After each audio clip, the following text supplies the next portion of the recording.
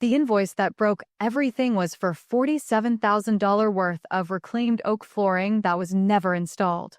I know that because I drove to the warehouse myself on a Tuesday morning in November, the kind of cold that makes parking lots feel abandoned even when they're not. And I walked the entire square footage of our newest location with a tape measure and my phone's flashlight, and I counted every plank. Then I pulled the delivery receipt. Then I called the supplier. Then I sat in my car in that parking lot for a long time, doing the kind of arithmetic you do when you already know the answer, but you need the numbers to confirm it before you let yourself believe what you're seeing. The flooring had been built. It had been paid. It had never arrived. And the man who submitted that invoice had been working with me for 11 years. My name is Celeste Morgan. I'm 47 years old. For the past 13 years, I've owned and operated Heirloom Workshop Co, a bespoke interior finishing company based in Atlanta, Georgia, with locations now across the Southeast, Birmingham, Nashville, Charlotte, Savannah, and 6 others. We specialize in custom millwork, hardwood installations, and artisan tile work for commercial and high-end residential clients. The kind of work where the client cares whether the grain of the wood follows the light, where a misaligned grout line in a hotel lobby costs you a referral worth $200,000. Precision is not a selling point in this industry. It's the baseline. When I started Heirloom in 2011, it was me, a second-hand van, and 3 craftsmen I had found through a network of referrals that stretched back to my father's contracting business. I had spent 9 years working in commercial interior design before I went out on my own, and what I understood by then was that in this industry the business is only ever as good as the people doing the physical work. The design can be perfect on paper. The materials can be sourced correctly. But if the person with the trowel or the table saw doesn't care about the outcome, doesn't feel ownership over it, the client will see it in the finished surface. Every time. So I build Heirloom around relationships. Not contracts, primarily relationships. I paid my craftsmen above market rate. I gave profit-sharing bonuses on projects over $500,000. I covered health insurance at 100% for full-time installers at a time when almost no one in the trade did that. When a craftsman's family had a crisis, a hospitalization, a house fire, a custody situation, I advanced salary without being asked. I did this because I believed it was right, and also because I believed it was smart. Loyalty, I thought, was a capital investment. The returns were real. My client retention rate over 13 years was 91%. My repeat commercial contract rate was 78%. My net promoter score from the residential side hadn't dropped below 74 in 7 years. I grew Heirloom from 1 van and 3 craftsmen to 10 locations, 64 full-time employees, and $14.2 million in annual revenue. I did this while raising 2 children with my husband, while serving on the board of a construction trades apprenticeship program in Atlanta, while quietly becoming the kind of businessperson whose name gets mentioned when other business people are asked who they trust. I had not taken a full week of vacation since 2020. I had missed my younger son's 8th grade graduation ceremony for a client walkthrough in Charlotte. I had eaten more lunches alone in a car between job sites than I could possibly count. These are not complaints. They are the shape of the thing I built. And what I am about to tell you is about what happens when you build something carefully, with your whole attention and your whole self, and you extend that attention and that self to the people around you. And some of those people decide that your trust is not something to honor, but something to use. His name was Keith Anderson. He was 44, and he had been my lead project supervisor since 2013. 11 years. He had come to me through a mutual contact in the construction community, 2 years into Heirloom's existence, when I was beginning to take on projects large enough that I needed someone who could run a job site without me physically present. He was precise, experienced, and had a way with clients that I had always considered rare in this trade. He could explain a technical delay to a general contractor without making them feel talked down to. He could manage a crew of 7 men in a small space without raising his voice. He was, for a decade, the person I trusted most to represent what Heirloom stood for when I wasn't in the room. I want to be fair about this. I want to be precise. Keith was not, for 11 years, performing poorly. He was not a bad craftsman or a dishonest manager in the obvious, observable ways. What he was, eventually, was a man who had watched Heirloom grow from a small operation into a $14 million company and had arrived at a calculation that his labor had contributed significantly to that growth, that his compensation, though generous by industry standards, had not kept pace with the scale of what he'd helped build, and that the gap between those two facts represented an opportunity. I understand that calculation. I even understand the grievance underneath it in the abstract. What I don't understand, and what I have spent a significant amount of time thinking about, is why that calculation led where it did instead of to a conversation. He never once asked me for more. Not once in 11 years. He just started taking it instead. The flooring invoice was not the beginning. It was simply the one I found first. My operations manager, a sharp-eyed woman named Fatima, who had joined Heirloom 4 years earlier from a regional construction firm and whose particular gift was finding discrepancies that spreadsheets were not designed to surface, had flagged something small in early October, a variance in material costs on 3 projects that was within normal range individually but, when viewed across the same 2-month window, formed a pattern she couldn't explain. She'd brought it to me the way careful people bring uncertain things quietly, without accusation, with the specific language of someone who wants to be wrong. It might be supplier pricing variation, she said. We were in my office at the Atlanta headquarters, a converted warehouse space on the west side of the city where the ceilings were high and the light in the afternoon came in amber, and you could hear the hum of the HVAC if the room was quiet enough. But the variance is consistent across 3 separate suppliers. That's the part one can't explain away. I looked at her numbers.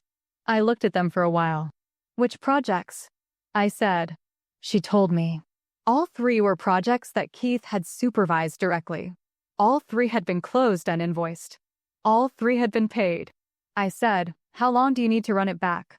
She said, a week. Maybe 10 days. Run it back to 2021, I said. She was quiet for a moment. That's 3 years. Yes. She nodded once and left my office.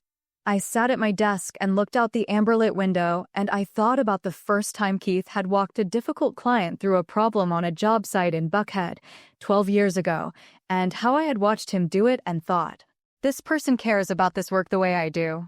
This person is mine. I had been right about the caring. I had been wrong about what it meant. Fatima came back 8 days later. She set a document on my desk that was 17 pages long. She had color-coded it, red for confirmed discrepancies, yellow for probable, gray for unresolved. There was very little gray.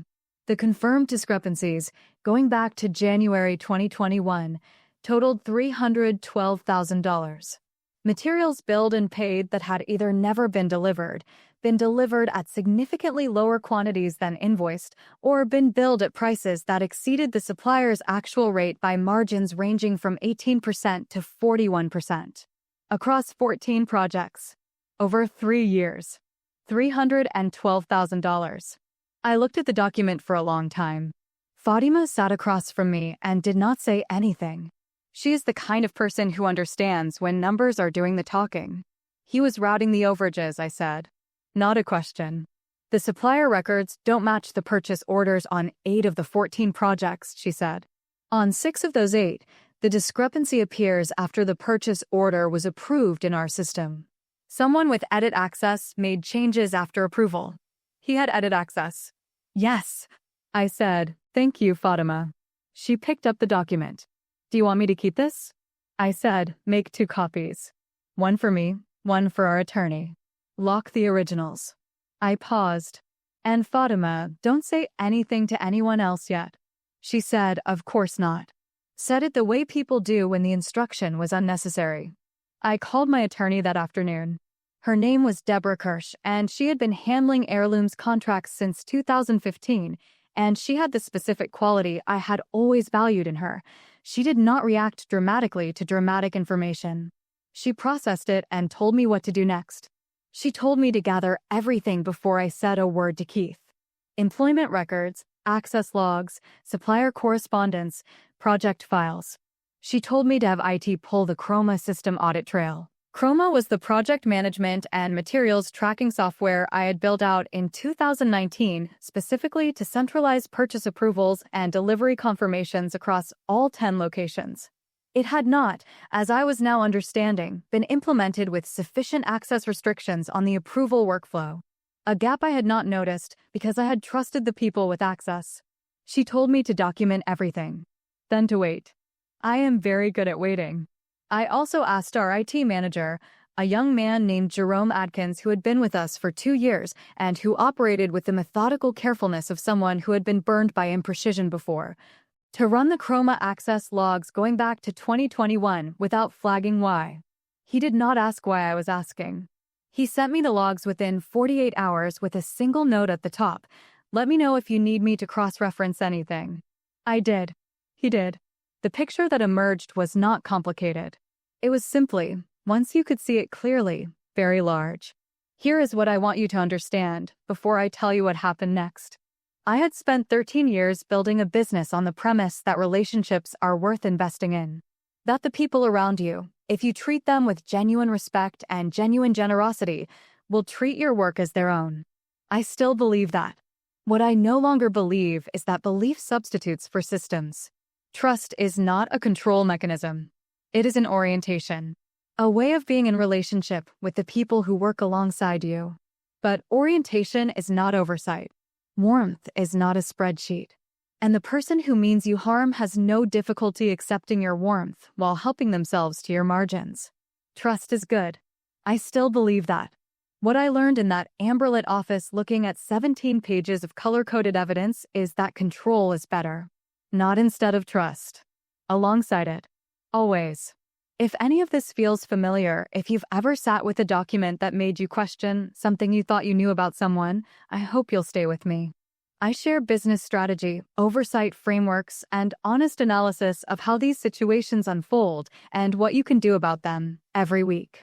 Subscribe if it's useful. And keep watching because what came next is the part one didn't expect.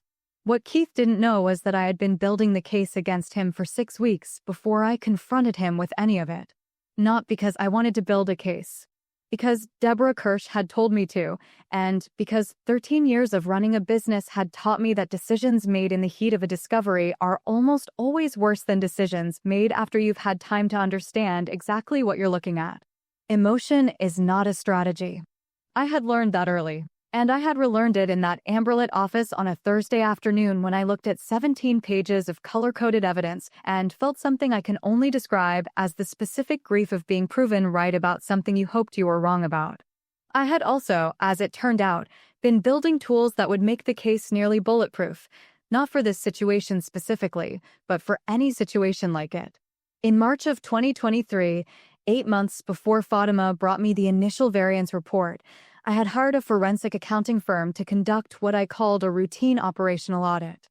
I described it that way to my senior team. Routine. Operational. The kind of thing a growing company does periodically to tighten its financial controls. This was not entirely untrue. What was also true was that I had done it because we had recently crossed $12 million in annual revenue, and at that scale, the gap between what I could personally observe and what was actually happening in 10 locations across 4 states had become large enough to concern me. Not because I suspected anyone specifically. Because I had finally understood, in a quiet and unannounced way, that I had outgrown my own oversight. The firm's name was Hargrove and Partners. Their lead analyst on our account was a woman named Patricia Shin who had the pleasantly neutral effect of someone who has spent 20 years looking at other people's financial irregularities and has long since lost the capacity to be surprised by them. Patricia had spent 3 months mapping every material procurement pathway in our Chroma system, every supplier relationship, every approval chain, every delivery confirmation protocol.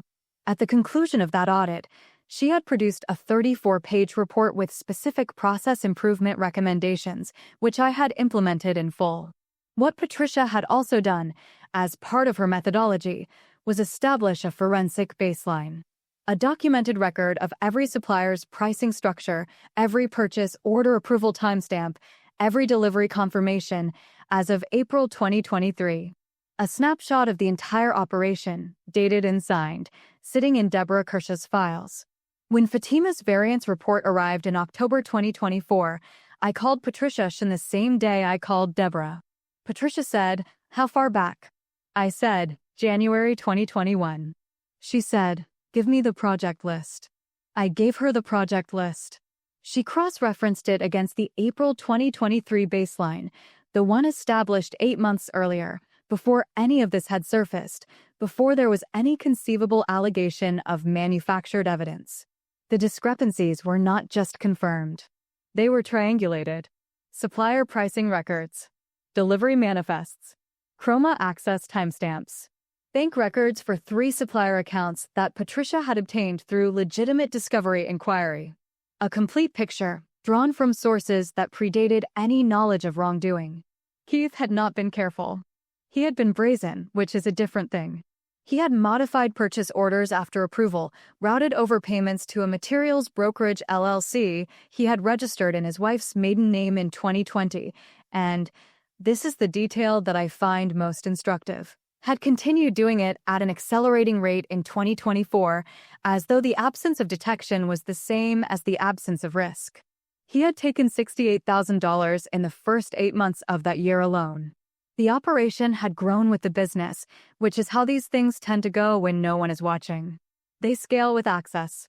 By the time I sat across from him in my office on a Monday morning in December, 6 weeks after Fatima's first flag, with Deborah and Patricia's complete documentation in hand, with Jerome's Chroma audit logs printed and tabbed, with the LLC's registration documents pulled from the Georgia Secretary of State's public records, I knew more about what he had done than he remembered doing.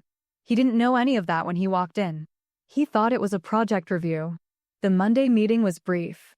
I will not describe it in detail out of respect for the legal process that followed. What I will tell you is that it lasted 22 minutes, that Keith said very little, and that what he said was not useful to him. I told him what we had found. I told him about the forensic baseline. I told him about the LLC. I told him about Patricia Shin. I watched his face move through several distinct expressions, none of which landed anywhere comfortable. At the end, he said, "We can work this out." I said, "We're not going to work this out." He said, "Celeste, I've been with you for 11 years. I said, "I know." He left. Deborah's letter, formally demanding restitution and notifying him of our intent to pursue civil and criminal remedies, arrived at his home address the following morning via certified mail. 48 hours later, his phone calls started. The first one came on a Wednesday evening. I let it go to voicemail. He said, "Celeste, look, I think there's been a misunderstanding about how the procurement structure was set up. I was taking a standard facilitation margin on material sourcing. That's an industry standard practice. And I think if we just had a conversation about how to properly document that going forward." Facilitation margin. I wrote that in my notes. I dated it. I had asked Deborah in advance what I should say if he called, and she had told me nothing specifically other than to direct him to her office. So I called him back once, that same evening, and said, "Any further conversation needs to go through Deborah Kirsch. You have her number." He said, "I'm not going to just." I said, "Good night, Keith." What was happening simultaneously, while Keith was formulating his facilitation margin theory, was that the rest of Heirloom was beginning to notice his absence. He had supervised 7 of our 10 locations in some operational capacity.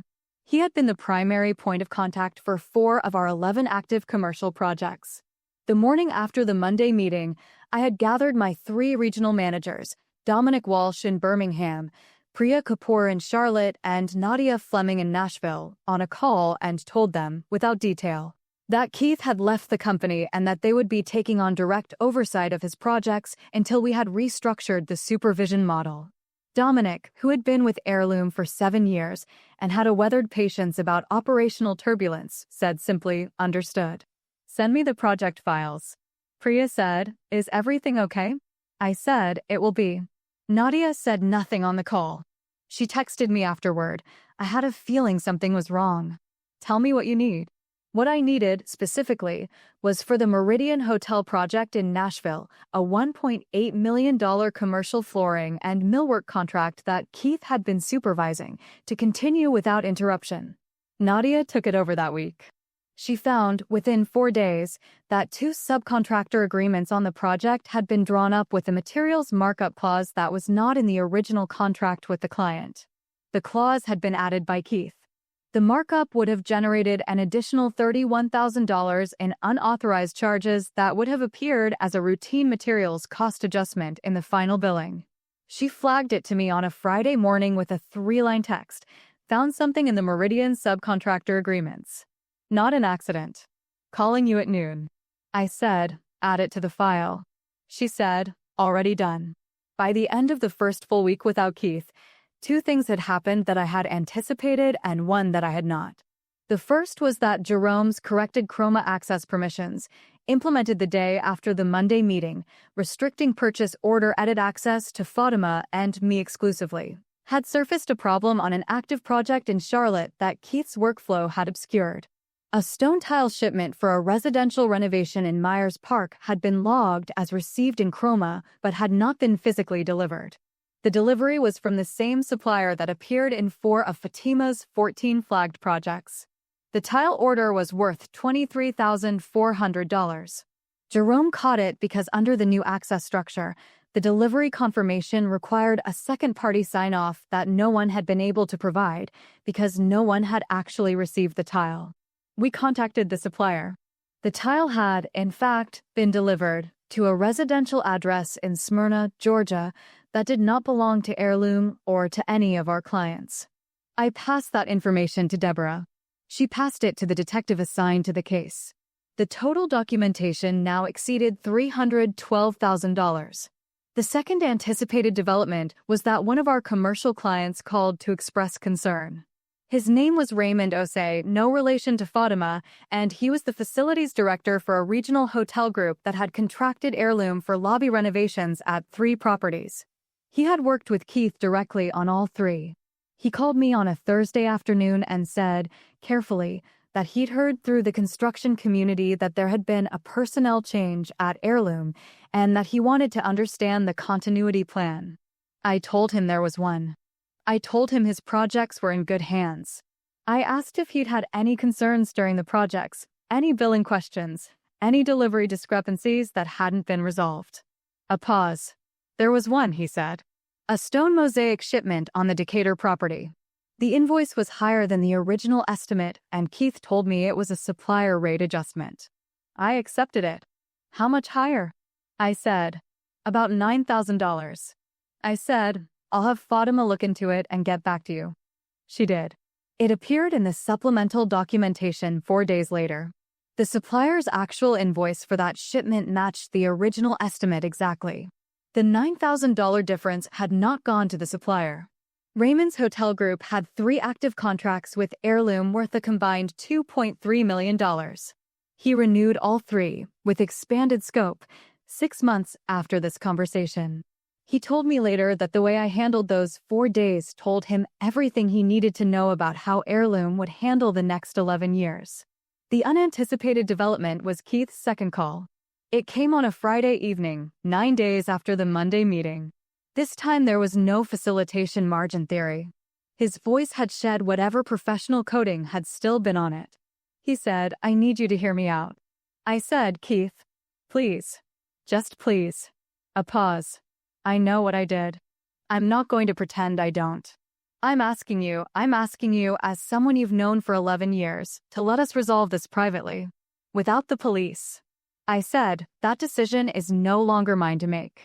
He said, Celeste. Just my name. The way he said it was its own kind of argument. The weight of 11 years, the memory of the job sites and the difficult clients and the profit-sharing checks and the salary advances. He was not wrong that those things had existed. He was wrong about what they entitled him to now. I said, I'm sorry, Keith. He said, are you? I said, yes, I am. What you did, you did. What happens next is what has to happen. The line was quiet for a long moment. I said, you should call an attorney. 2 weeks in, The final layer of it arrived, and this one I had not seen coming, not because I'd failed to look, but because its origin was somewhere I hadn't thought to look. Deborah called me on a Tuesday morning and asked if I knew a supplier called Meridian Materials Supply based in Duluth, Georgia. I said I didn't recognize the name. She said it had appeared in Jerome's Chroma Access logs as a delivery confirmation source on 4 projects between 2022 and 2023, projects where we had confirmed material discrepancies.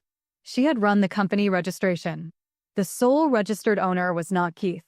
It was another craftsman, a tile installer named Desmond Park, who had been with Heirloom for 8 years, who worked primarily on the Charlotte and Savannah accounts, who had a reputation in the crew for meticulous grout work and quiet humor, and who I had, 18 months earlier, given a $4,200 merit bonus for exceptional client feedback on a hotel lobby project in downtown Savannah. Desmond had been Keith's supplier. Not unwittingly. He had set up the LLC in 2021, routed Keith's fabricated purchase orders through Meridian Materials Supply as the nominal vendor, split the proceeds, and continued doing his tile work with complete professionalism for 2 more years. I sat with that for a while. Then I called Fatima and asked her to build a separate documentation file. The final tally, once Desmond's involvement had been traced, was $387,000. 2 men, 8 years and 11 years respectively, 14 projects, 1 LLC, 3 years of operation. Before I tell you what the criminal process actually looked like and what the civil recovery judgment came to, I want to ask you something that I've thought about a lot since this happened. You might be wondering, at what point did I start to feel safe again? At what point did I stop questioning every number, every invoice, every relationship in the business? Because that, more than the money, is what a betrayal like this actually costs. It's not $387,000.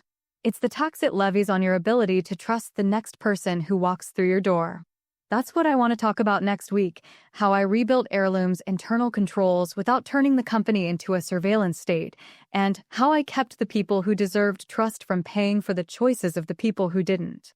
Subscribe so you don't miss it. It's the part of this story that actually changed how I run everything. 3 weeks in, Keith's attorney sent a letter. It arrived in Deborah's inbox on a Thursday morning, and she forwarded it to me with a single line of commentary, "Interesting approach," which, from Deborah Kirsch, is approximately equivalent to a standing ovation. The letter argued, across 4 pages of careful legal language, that Keith's materials facilitation arrangement, that was the official terminology now, arrangement, had been conducted with the implicit knowledge and tacit approval of Heirloom's management, and that any financial benefit he had received was properly understood as compensation for services rendered in a supervisory capacity that had been, the letter suggested, chronically undervalued relative to his contribution to the company's growth. It further argued that the forensic audit had been conducted under false pretenses, that Hargrove and Partners' methodology was potentially compromised by their existing relationship with Heirloom management, and that any civil action would be met with a counterclaim for wrongful termination and breach of an implied employment contract. I read it twice. Then I called Deborah. She said, "He's arguing that you owed him more money and he was just collecting it." I said, "Yes." She said, "He's also arguing that you knew." I said, "Yes. He's wrong on both." I said, "I'm aware. What does it cost us to let him be wrong in court?" She thought about it for a moment. "Nothing, given what we have." Patricia's baseline predates any relationship with Heirloom. The LLC registration is in his wife's maiden name, not a business arrangement, a concealment structure. The Chroma Access logs show post-approval edits he made at 11:30 at night. Nobody approves that as a management arrangement. A pause. "He's trying to make you nervous enough to settle." I said, "I'm not nervous." She said, "I know. I'm going to tell him that in legal language." Her response letter was 6 pages. I did not read the whole thing. I trusted her to say what needed to be said with the correct amount of precision, which is why I had paid her retainer for 9 years. What I was paying attention to instead was the operational situation across all 10 locations, which had become, in the 3 weeks since the Monday meeting, Something I can only describe as a sustained test of whether Heirloom was actually a company or whether it had been, in some load-bearing way, Keith Anderson's company with my name on the door. The answer, I'm relieved to tell you, was the former. But it was not a comfortable 3 weeks. Dominic Walsh in Birmingham was carrying 4 active projects that Keith had supervised, 2 of which were in their final installation phase. Dominic was steady, experienced, and constitutionally incapable of panic, which made him exactly right for the moment. He called me every other morning with a brief status report, never asked for more information than he needed, and once said, midway through the 3rd week, "Celeste, I want you to know the crew down here is solid. They're doing the work the way you built this place to do it." I said, "Thank you, Dominic." He said, "Also, I think Jerome's new Chroma approval permissions are going to save us about 4 hours a week of back and forth. Just wanted to say that." Priya in Charlotte was handling 3 projects and had, within her first week of expanded oversight, found and corrected a subcontractor scheduling error on the Myers Park renovation that would have cost us a $14,000 penalty clause with the general contractor if it had gone uncorrected. She had not told me about it at the time. She sent me a 1-line email afterward that said, "Fixed a scheduling issue on Myers Park. Client is happy. Details available if you want them." I wanted them. She sent them. Then she said, "When this is over, can we talk about the oversight structure? I have some thoughts." I said, "Yes. Write them down." She sent me 4 pages the following week. I implemented 3 of them. Nadia in Nashville had taken full ownership of the Meridian Hotel project and was running it with the kind of focused authority that made me think I had been under-leveraging her for 2 years. The project came in on schedule. The client, the Meridian Group's regional director, called me personally to say it was the best installation work they'd seen from any contractor in 6 years of regional hotel development. He had never met Keith. He had met Nadia. He signed a letter of intent for 2 additional properties the following month. The business was not Keith's. It was mine and the people I had built it with. That was worth knowing, even if the way I had to find out was expensive. The cumulative financial picture at the 3-week mark was as follows: $387,000 in confirmed fraud losses, $44,500 in operational disruption costs associated with the supervisory transition, and $31,000 in legal fees across Deborah's civil preparation and the criminal referral we had filed with the Fulton County District Attorney's Office. Against that, I had preserved all 11 active commercial contracts, recovered the Meridian project, and was looking at a $2.1 million pipeline that Raymond Osei's hotel group had now formally confirmed. Desmond Park had been terminated quietly 1 week after his involvement was confirmed. His termination meeting lasted 9 minutes. He said nothing of substance. I later learned, through the construction community network that I had been part of for 20 years, that he had told people he didn't know what Keith was doing with the LLC proceeds. This was, as Patricia Shin's bank record analysis showed, not accurate. He had received $73,000 across 18 months of transaction history. He knew. By week 5, Keith's attorney stopped sending letters and Keith started calling my personal cell phone. Not the business number. My personal number, which he had because 11 years of working together means you have someone's personal number. I had not changed it. I had considered it briefly and decided not to, partly because changing it would have required notifying too many people, and partly because I wanted to know if he called. He called on a Tuesday evening. I was at home. My younger son was in the kitchen doing homework. The house smelled like the chicken stew my husband had made, which is the kind of sensory detail that shouldn't be relevant but is, because it is very difficult to feel operationally threatened by a man calling your cell phone when your kitchen smells like your husband's cooking and your son is doing geometry 15 feet away. Keith said, "I need to talk to you directly. Without attorneys." I said, "That's not something I'm going to do. Please, just hear me out." I said, "You have 30 seconds. He said, "I want to make this right." I can get the money. Not all of it right now, but most of it. $250, $260. I have a HELOC on the house and some retirement accounts I can access. I'll pay it back. All of it. I just need you to drop the criminal complaint. I said, "That complaint is with the Fulton County DA. It's not mine to drop. You could tell them. Keith. I said his name quietly, the way you say the name of someone you need to stop. I will tell you the same thing I told you the last time. Call your attorney. He said, I have 2 kids in high school. I said, I know. He said, does that mean anything to you? And there it was. The question underneath all the other questions. The one he'd been building toward for 5 weeks. Not did you know? Not was I wrong? But does it matter? Does my life, my family, my particular human situation outweigh what I did in yours? I thought about it. I want to be honest about that. I did not dismiss it. I sat with it for a long moment, listening to my son turn a page in the kitchen. I said, it means something to me. It always has. That's not the question you're asking, though. You're asking me to decide that it means enough to protect you from the consequences of what you chose to do. And it doesn't. I'm sorry. He didn't say anything. I said, call your attorney. I ended the call and sat for a moment in the hallway of my own house, and then I went into the kitchen and told my son dinner would be ready soon, and that was that. The following Monday, the Fulton County District Attorney's Office formally accepted the criminal referral. I know the exact date because Deborah called me at 8:47 in the morning and said, it's moving, and those 2 words covered everything she needed to say. The acceptance meant the DA had reviewed the documentation, Fatima's 17 pages, Patricia's forensic baseline, Jerome's access logs, the bank records, the LLC registration, the tile delivery to Smyrna, and had determined there was sufficient basis to proceed.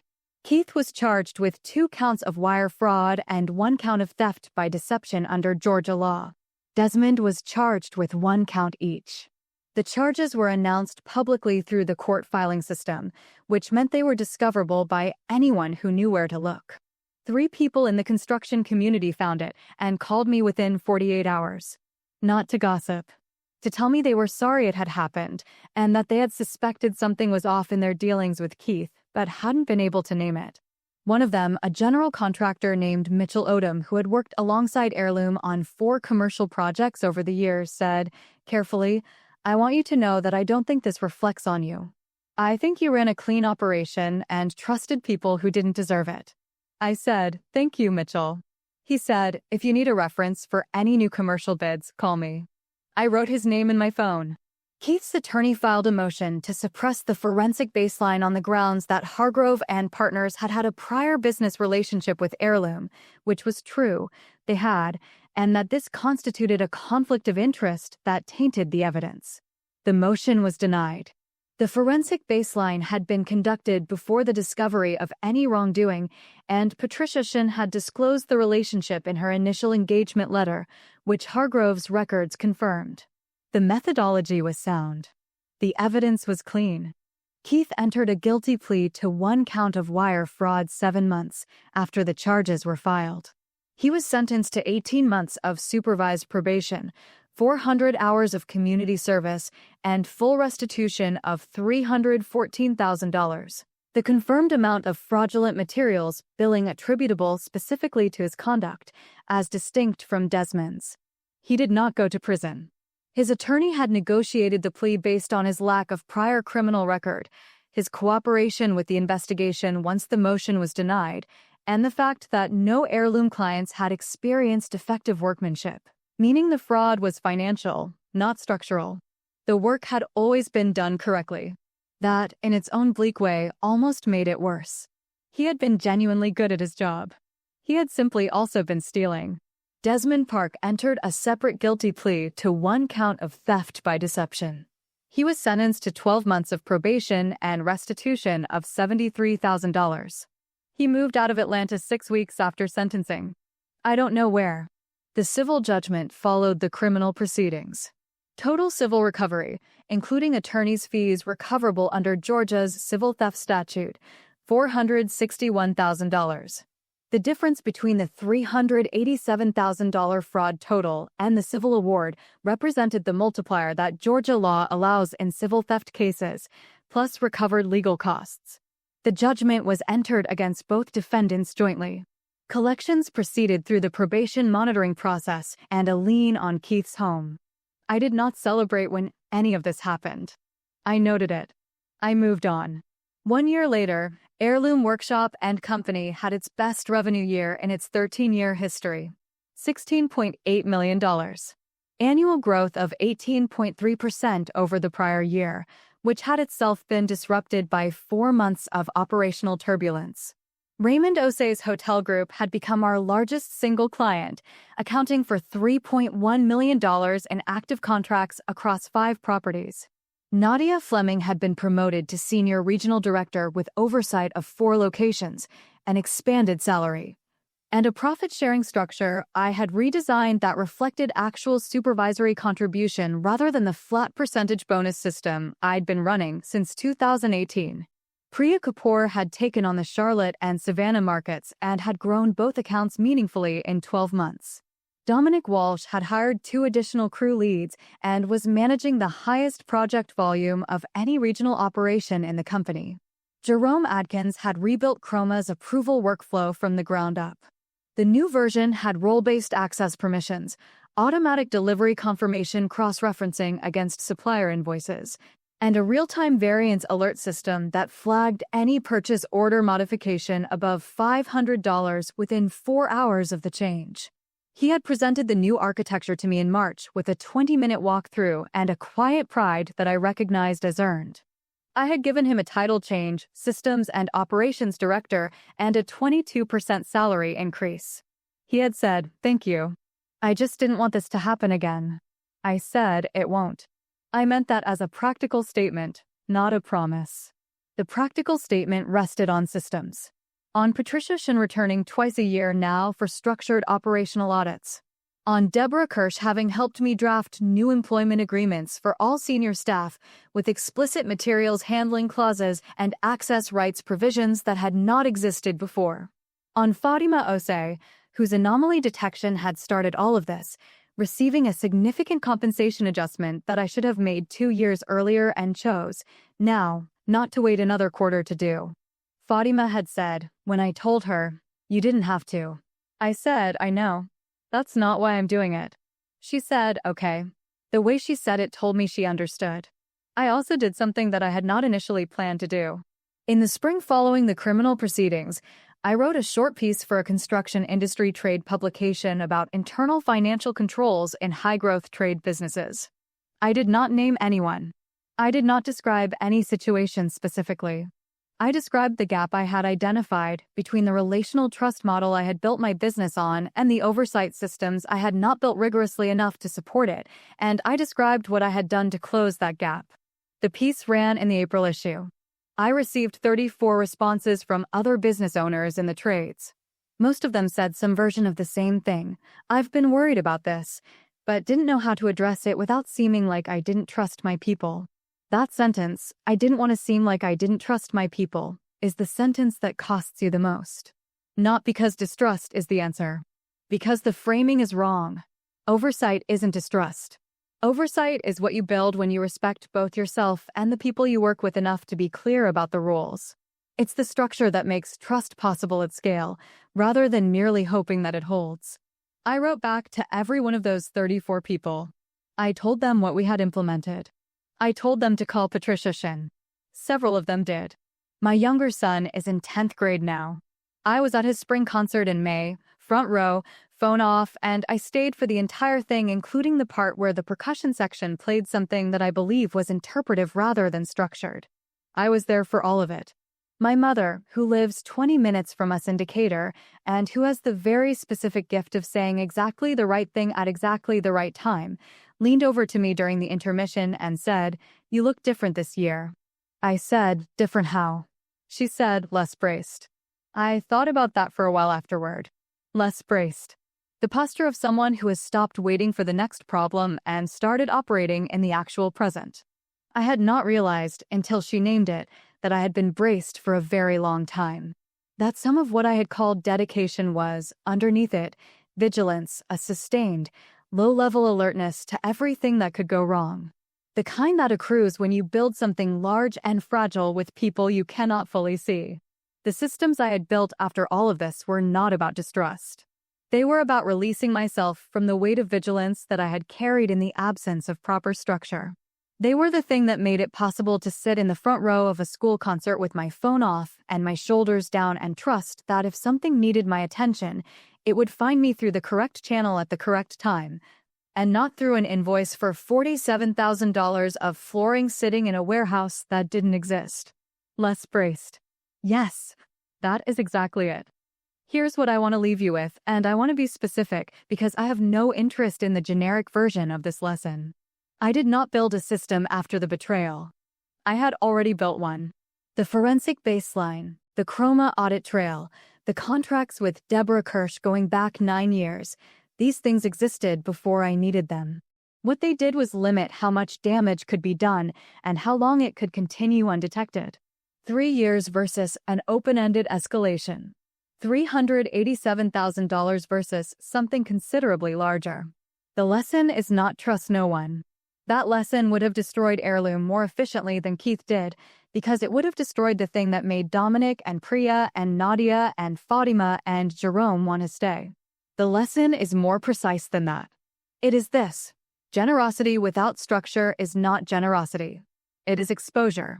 You can be the most loyal employer in your industry. I was, and still owe it to yourself and to every person in your organization who is acting in good faith, to build systems that protect the enterprise from the people who are not.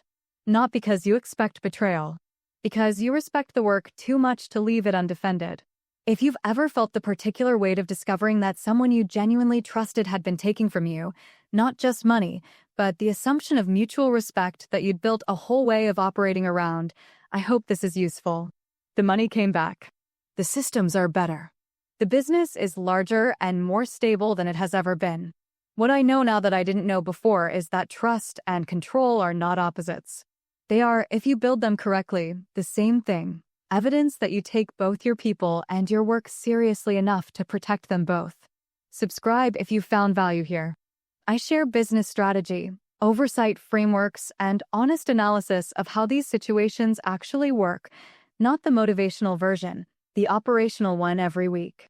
And remember, the most expensive thing you will ever build is a business that depends on loyalty it hasn't earned the right to rely on. Earn it. Build the systems. Audit the baseline. And know, specifically, in writing with timestamps, what your operation looks like when everything is working correctly, so that when something isn't, you can see it before it sees you.